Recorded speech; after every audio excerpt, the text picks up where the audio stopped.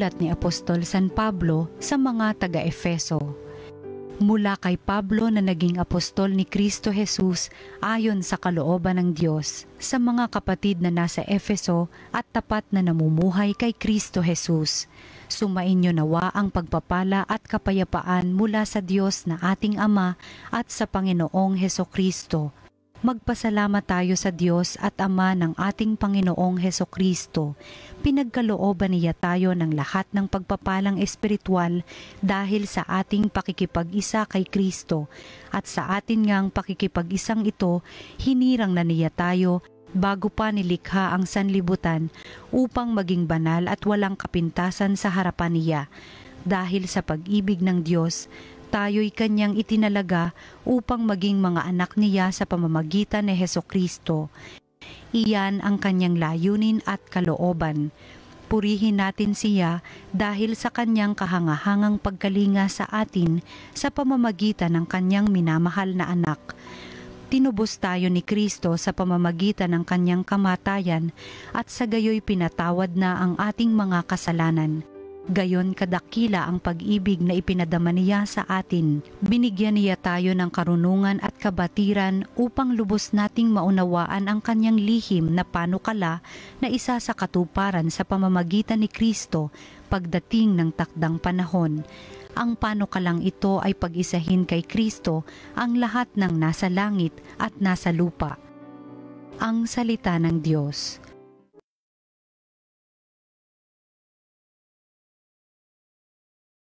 Ang Diyos na rin ang naghayag ng handog niyang pagliligtas. Umawit ng bagong awit at sa poon ay ialay, pagkat yaong ginawa niya ay kahangahangang tunay, sa sariling lakas niya at taglay na kabanalan, walang hirap na natamo yaong hangad na tagumpay. Ang Diyos na rin ang naghayag ng handog niyang pagliligtas. Ang tagumpay niyang ito'y siya na rin ang naghayag sa harap ng mga bansay na hayag ang pagliligtas. Ang pangako sa Israel lubos niyang tinutupad. Ang Diyos na rin ang naghayag ng handog niyang pagliligtas. Tapat siya sa kanila at ang pag-ibig ay wagas. Ang tagumpay ng ating Diyos kahit saan ay namalas. Magkaingay na may galak yaong lahat sa daigdig. Ang poon ay buong galak na purihin sa pag-awit. Ang Diyos na rin ang naghayag ng handog niyang pagliligtas. Sa saliw ng mga lira iparinig yaong tugtog, at ang poon ay purihin ng tugtuging maalindog. Tugtugin din ang trompeta na kasaliw ang tambuli, magkaingay sa harapan ng poon na ating hari. Ang Diyos na rin ang naghayag ng handog niyang pagliligtas. Ang mabuting balita ng Panginoon ayon kay San Lucas. Noong panahong iyon, sinabi ni Jesus, "Kawawa kayo, ipinagtatayo ninyo ng magagarang libingan ang mga propetang pinagpapatay ng inyong mga magulang. Sa ganitong paraan, kayo na rin ang nagpapatunay na sang-ayon kayo sa mga ginawa ng inyong mga magulang, sapagkat sila ang pumatay sa mga propeta at kayo naman ang nagtatayo ng libingang puntod ng mga yaon." Dahil dito'y sinabi rin ng karunungan ng Diyos, "Magsusugo ako sa kanila ng mga propeta at ng mga apostol.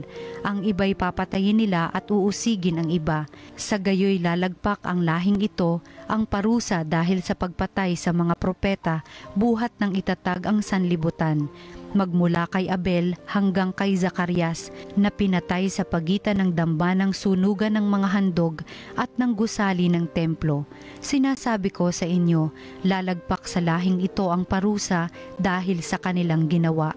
Kawawa kayo, mga dalubhasa sa kautusan, sapagkat inalis ninyo ang susi ng karunungan. Ayaw na ninyong magsipasok, hinahadlangan pa ninyo ang mga nagnanais pumasok. Mula noon, tinuligsa na siya ng mga eskriba at ng mga pariseyo at pinagtatanong tungkol sa maraming bagay upang masilo siya sa kanyang pananalita. Ang mabuting balita ng Panginoon. Pinupuri ka namin, Panginoong Hesukristo.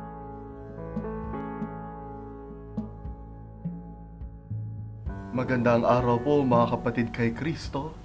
Pagnilayan po natin ngayon ang salita ng Diyos, salita ng buhay. Mga kapatid, Sa ating unang pagbasa ngayon na mula sa unang kabanata ng sulat ni Apostol San Pablo sa mga taga-Efeso, may isang napakahalagang pahayag si San Pablo tungkol sa ating buhay Kristiyano. Sabi niya, nung tayo ay nakipagkaisa kay Kristo, when we were united with Christ, at kailan nangyari yun? Nung tayo nabinyagan, no? Nung nabinyagan na tayo, sabi niya, pinagkalooban tayo ng Diyos Ama ng lahat ng spiritual na pagpapala. God has given unto us every spiritual blessing. Wow! Yun pala ang epekto ng pakikipagkaisa kay Kristo. Pakikisa sa kanyang kamatayan at pagkabuhay. Nung tayo'y nabinyagan, nataglay natin lahat ng spiritual blessings. Yung pagpapala sa ating espiritu. Ano-ano yung mga yon? Yung biyaya ng katarungan, yung biyaya ng katuwiran, kabatiran, pangunawa, yung biyaya ng pusong mapayapa, pusong nagagalak, pusong busilak, pusong nagbibigay, at pusong tumatanggap at yumayakap. Lahat ng mga spiritual blessings, no, na ibinibigay sa atin na kailangan natin upang mamuhay tayo ng matapat sa Panginoon at mapagmahal sa kapwa, ay naentrega na ng Panginoong Diyos Ama mula nung tayo ay nakaisa kay Kristo sa binyag. At mga kapatid, napakahalaga po nito. Bakit? Sapagkat minsan, yung mga spiritual blessings po na yan, ay natatabunan ng ibang mga bagay sa ating puso. Mga alalahanin, mga pangamba, mga layaw at pagnanasa, mga pait, sakit at galit na ayaw pakawalan, ayaw ipagparaya, mga kaguluhan at kalituhan sa ating isip at puso. Hindi ko ba maintindihan? Minsan tayo mga tao, kasama na ako, ang hilig kumapit sa mga pabigat na ito.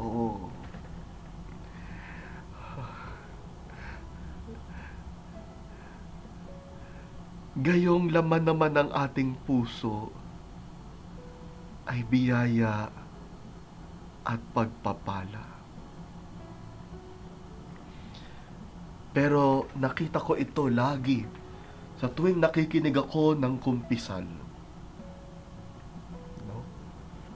Na kahit na ang puso ay may dalang sakit, pait o galit, lungkot o takot, hindi nawawala ang puso na may payapa. Ang puso na may pagmamahal. Ang puso na may pangunawa. Ang puso na may kagitingan, katapangan, at pagkamalikhain. Lagi ko pong nakikita ito, maniwala po kayo. Kahit dumagok ang mga problema, sakuna, sakit, bagyo, pagkalugi sa negosyo, pagkawala ng trabaho, pagkamatay ng mahal sa buhay, o alitan sa mga kapamilya o kaibigan na alam nating nakapagdudulot ng mga masasama at pangit na pakiramdam.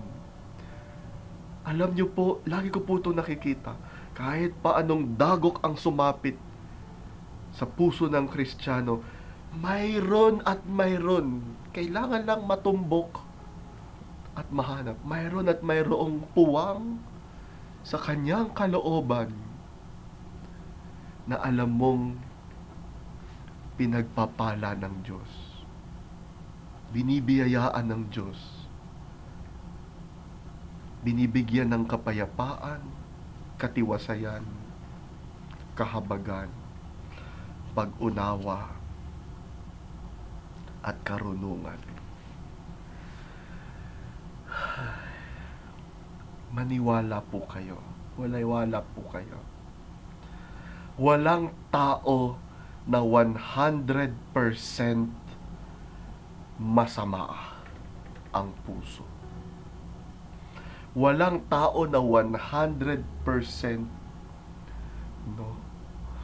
madumi ang budhi. Walang taong 100% nabasag ang isip. Kahit anong tingin ninyo,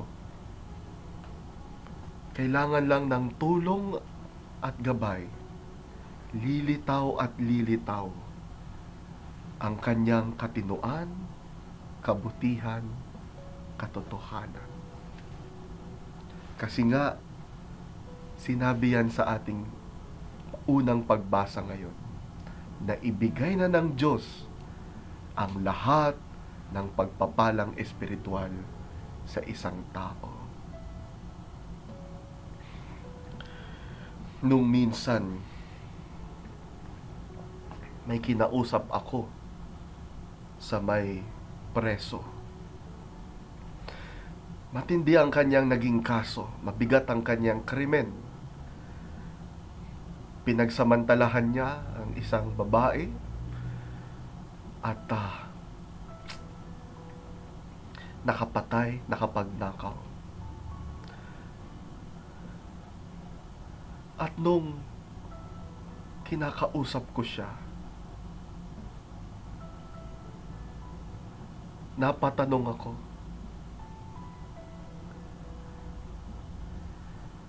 sa kabila ng maraming nangyari sa'yo, galit sa'yo lahat ng tao, pati ikaw, galit ka sa sarili mo.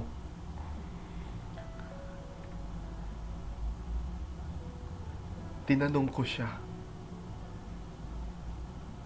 saan ka humuhugot ng pag-asa na patuloy na mabuhay? Baka hindi ka na makalabas ng kulungan na ito.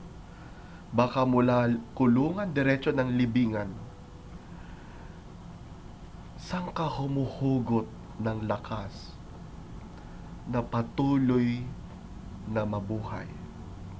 Patuloy na magsikap. Patuloy na umabante sa buhay na ito.